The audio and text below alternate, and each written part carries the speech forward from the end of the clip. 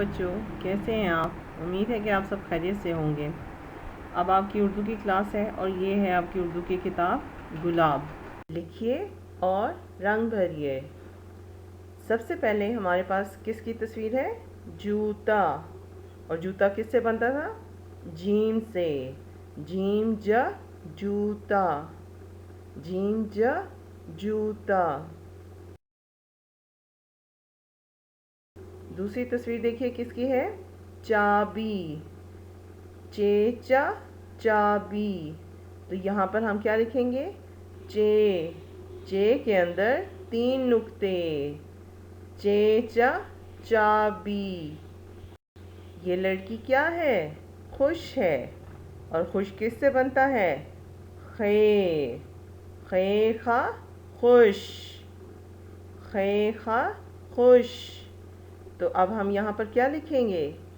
खे। खे के ऊपर 1 नुक्ता। फिर है हमारे पास हजाम। और हजाम किससे बनता है? हे हजाम। तो अब यहाँ पर हम क्या लिखेंगे? हे हजाम। फिर ये हमारे पास किसकी तस्वीर बनी हुई है? बंदर की। और बंदर किससे बनता है? बे से।